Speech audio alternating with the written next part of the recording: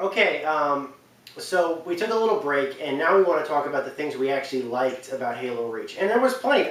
We actually, as I was watching the original tape we just did, it made it look like we didn't really like the game that much. And the truth is, we loved the game. So we wanted to talk about like what were the things that were actually great about Halo Reach. And I think the first upside to it is it wasn't Halo 3. yeah, I would have to agree with that one. Halo 3 definitely, for me, did not feel like a good conclusion to the story. It just didn't have the same. It just didn't have the same pizzazz as Halo 1 and Halo 2 did. Halo ODST definitely felt like a step ahead, step forward, and of course, like certainly like a logical building block up to Halo Reach. And Halo Reach definitely felt like a good. It was a great. For all our complaints about the story in Halo Reach, I liked it. I liked the story in Halo Reach. It actually did have a great story. Oh yeah, there's just ways that it could have been improved. It could have been improved, definitely, and but overall, it was a fantastic story. Regardless, it was a lot of fun to play through, and it was great to see all the things as they were being brought out. It was great to do all these things to try to in a failed attempt to protect the planet. Great. Not just that, experiencing all the new things that they brought in Reach, such as the Falcon, the Relevant, all the new weapons like the DMR. They brought back the old Halo 1 pistol. There were a lot of levels that I absolutely loved in this game. There are two in particular I loved more so than all the other ones, and I'm sure you have a list of what levels you love. Of course. For me, it would have to have been level 6 or level 5, whichever you call it that, which would have been the level involving building up to the space combat, combat itself. The space combat itself was good. My favorite part about the space combat, I have to say, is George sacrificing himself. That's the very end. We're still on spoilers territory, by the way, guys. It was, for a level's sake, it was literally an entire game within a level. Like there's just so much that you could have done, you were doing within this level, but it was all one overarching epic story told in just one level. You could have made the whole game this. Yeah. You could have made the whole game this level. I don't think everyone wanted to be in space for that long, though. No, well, I heard a lot of people, including guys like Angry Joe Vargas, for example, who actually were kind of hoping for more space combat. Actually, and I would have been fine with more space combat. I would have had more space, but I don't think I can spend the whole entire game in space. No, of course not. If you wanted that, you could just play Freelancer. Obviously the game Freelancer is absolutely for you. This game very much felt like Freelancer in the space segments. Only difference is you're playing with a controller instead of a mouse. But by the way, if you guys did like the space segments, Freelancer for the PC, which is also a Microsoft game, is definitely for you. I noticed a lot of art assets and a lot of stuff. Very much felt like Freelancer. Very much. Very similar look. Very similar style. Space combat, trading, and piracy, and basically that's what the game is about. It's a fantastic game. Probably one of the best games of 2003. But and it's for the PC if you guys want to check that out. But other than that, I'm getting sidetracked a little bit. It definitely felt like a coherent story in that you're taking a beach. You have to retake this complex that's been taken because you need what's inside of it. Yeah. Then after that, you have to use what's inside of it against the Covenant. Then, to accomplish your goal, you have to take this Covenant ship and destroy it. And that kind of felt like those great scenes in Halo 1 where you had to take the Covenant ship. You haven't had to take a Covenant ship since Halo 1. Yeah. I don't think there's actually been any Covenant ship fighting since Halo 1, has there? There was no Covenant ship fighting in Halo 2. The only Covenant architecture and stuff like that was from was when we were fighting at the very last levels of Halo 2 in the High Cherry. And the other ones were the fights in Halo 3. There was again High Cherry. It wasn't a Covenant ship. So it was nice to see Covenant ship fighting again. I really was hoping that there'd be more of that. And actually Halo 2 was planned on having Covenant ship fighting, but they had to cut it out for time reasons. Yeah. The ending of Halo 2 would have been, right after he said finishing this fight, he was going to take a Covenant ship and fight through it, and that's how the game would have ended, after him destroying a Covenant ship in Earth orbit. But it just didn't happen, so they had to cut it. There were also a lot of things that were cut out of Halo 2 that weren't used, and they talked about a lot of it in the Halo 3 Legendary Edition commentary. I'd say my favorite level, I think it was number 8, the one where you fly around the Falcon to destroy all the different things in the buildings. Oh, that was my second one I was going to say, actually. I love that one, just by being able to fly the Falcon, have to destroy Banshees and Phantoms that you're flying towards the buildings, then land on the buildings, go through the building, kill everyone, destroy the objective in there, get back into your Falcon, fly to the next building, and just keep repeating that until finally you land in your final building and destroy the last thing that you need to. It was kind of like one level where it was like GTA, like Halo, basically, Yeah. because it was just so free roaming with the city and everything else. And Oh, by yeah. the way, I don't know if this is a difficulty thing, or I don't know if this is a random thing or a random generator thing. The missions do change up on the Really? higher difficulties, or You it could land be. in different buildings? Yes, you land on different buildings, or you land on different spots at different times. Ah. And there's missions that are brought in and missions that are not brought in. I do think that there's a certain amount of missions that you basically take from playthrough to playthrough, but I can definitely remember some missions that were only on certain difficulties. This could just be a random generator thing based upon what missions come up at what times and how many missions you have to take, or it could just be a difficulty setting thing. But I can definitely remember some missions that I played through on some difficulties that I didn't play through on others. And definitely the times were different every time. Like I didn't play the same levels at the same time. Like there's one level, the first time I played through it, again spoilers, there's one mission where you have to save Sergeant Buck. Yeah. And I didn't play that my first playthrough. Really? I didn't play that mission my first playthrough. Well, you have to save Buck? You have to save Sergeant Buck. It is Nathan Fillion's voice. He has a small voice cameo actually in the level. Oh yeah, that's right. Yeah, I remember. And he basically had to protect his Pelican from, fly with his Pelican to protect it. When I first played the level, never played that level. Never played that bit. Really? I didn't get it until Heroic. Really? Where you have to destroy all the turrets and protect the Pelican before...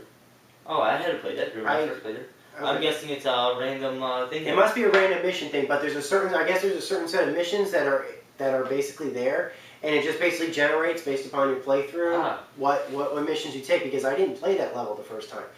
I only played the hospital, the club, the building that looked like the map from Halo 2, which had a really funny Easter egg in it that I liked a lot. He's like, you turn into those things afterwards, man. He's like, he's the suicide guy. Yes, I did see that. Yeah, that was great.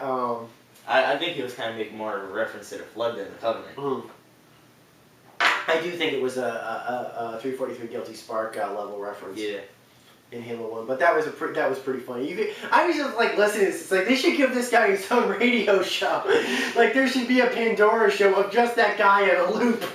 How much recording did he do, Bungie? Seriously, give him his own show. Give him his own show on the Waypoint. Seriously, he can't. He's more funny to listen to than Glenn Beck. He's more hilarious to listen to than Glenn Beck. So yeah, that kind of guy you do need to give his own radio show too. So what else was there? After they did add Master Chief into Reach, for anyone who doesn't know that, after the last mission when you see Captain Keyes fly his Pelican into the hangar of the Pillar of Autumn, right as the cutscene starts, holding the analog stick to the right, so as if you were turning to the right, and once he lands in, you turn to the right, see Master Chief in his freezing pod. To the Hush casket. Yeah. That is also something that's very similar to an Easter egg actually that was at the end of ODST. In the coda of ODST, actually, there's a scene where you're seeing who you're seeing at the very end. This has to be in Legendary, right? I don't think it has to be in Legendary because this scene happens at all Legendary. By the way, there is a Legendary ending in ODST, but there is, as far as I know, there's no Legendary ending. You skipped it, I think, right? I did skip through. I gotta admit, I was foolish to do this. I kind of skipped through all the ending cutscenes. But what I've heard is actually there is no in Halo Reach. There's no Legendary ending. And I'm getting this from Angry Joe Vargas. I can't imagine this myself. I mean, I didn't see it myself exactly, but I saw nothing to suspect that there would be a Legendary. That's also another thing. After you complete the Reach campaign, after the credits, instead of just showing a small cutscene like they did in all the other Halos, what they actually did is it actually allows you to play. You can play as for as long as you want. All you have to do is survive, and once you die, that's when the last cutscene triggers. Otherwise, it's going to keep playing until. So you like that? Yeah, I liked how you were able to play after the Reach campaign was over, and it never ended until you finally succumb to the waves. Yes, that is the Lone Wolf level, which is where the character got its initial namesake from. The character Noble 6 is known as the Lone Wolf, even though he never got a clear designation, or she got a clear designation. That is a really, really sad level, but also a really great level in storytelling. Also made it clear that, I kind of say I didn't like it that much because you clearly see that Noble 6 does die at the end. Oh, yes. I kind of would have preferred that it be ambiguous. Yeah. I kind of would have preferred that it would have been more ambiguous that Noble 6 had survived, or maybe there was a chance that Noble 6 had survived. That having been said, his death didn't feel, or her death didn't feel as bad as, like, let's say, for example, if I could come up with like worst death in history of cinema, was probably The Perfect Storm, because there was no meaning to their deaths. At least not depicted in the movie. I know that those men really did die, and it's a tragedy. Death in general, of real people dying at any point, is a tragedy. Anybody ever dying is a tragedy. Of course. But in the movie, it definitely felt like died with purpose. Exactly. That if they had a, you know, if there was a purpose to his sacrifice, absolutely he had died after his purpose had been fulfilled. If 6 never joined Noble Team, Master Chief would be dead. No one would escape Reach except the people who left right as the Covenant came there. Yeah. And pretty much Reach would have fallen. Would have fallen sooner, certainly. The original Halo series would have never happened. Exactly. Without Noble 6, it wouldn't have had all that. And it's very telling that. But for also though, I like the final cutscene how Dr. Hosley's narrating it. You show your helmet. And as it comes into the final days when the humans actually came back to Reach to start rebuilding it. And the legendary commentary clearly shows that if you look at the date presented, that's 50 years past the timeline, showing that this would have post-dated Halo 3, this would have post-dated all of Halo because Halo 3 took place, ended in 2553. We're seeing 2560. Yeah. Reach is inhabitable again. People were trying to recolonize it. The vegetation came back. Yeah. With it, life had returned back to it, and life was trying, people were trying to repopulate it again. Humans had survived after the Covenant War. Things were coming back. Yeah. Life was coming back to the Halo series. So that was actually a very good ending to the whole Halo series in general. And, Marty O'Donnell and all the rest of the guys who did the legendary commentary did say, we added this in at the very end to show that, yes, at the end of the Halo series, years afterwards, everything did turn out all right. Yeah. To all Halo players. Yeah, you did have a purpose in letting Reach fall. Yeah, exactly. And that, even after all the exploits of the Master Chief and everything else, we don't know if anything happened to the Master Chief. We don't know what happened to him after Halo 3. That's never explained. But life, humanity did survive. Yes. Humanity did continue on. And that was another great moment. And also the fact that Halsey was narrating showed that maybe she had survived as well. Even though, so that was also great. So I think this is a good time to stop. Okay. I think it's been a great conversation with everybody, and I hope you guys start looking into this. If you have any comments, please post them on the website. There's one thing I'd like to add. People are saying that all of Noble Team basically died. We really don't know if Noble 3 had died. Yeah, he was protecting Dr. Hosley to escape Reach, and Dr. Hosley did escape Reach.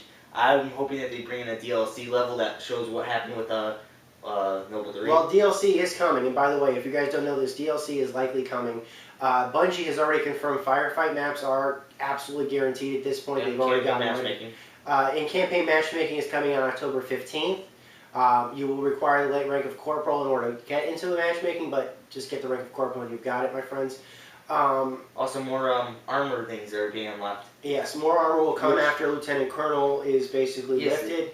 And not just that, some people think that that's all the armor ability, like until they actually unlock it. Also, when you level up, there's actually things hidden until you get to a certain rank that they show. Yeah, a lot of people were talking about the lightning helmet as being the biggest effect or the most popular effect. Nope. There are some effects that are coming in. There is a haunted effect actually, which requires the final rank of Reclaimer, and you have to get. So you have to do that, and that's only going to be probably the most hardcore of hardcore. It's not the lightning, guys. It's going to be the haunted effect. So, which I think is, if you read the Bungie updates, there was 3 inches as her helmet with a skull on the inside and like flames coming out of it. I think it's going to be a skull effect. Either that, or I was actually thinking, haunted. What if they bring back the Mark 5 or Mark 6 helmet? Just say that followed you throughout all the Halos. It's haunting you.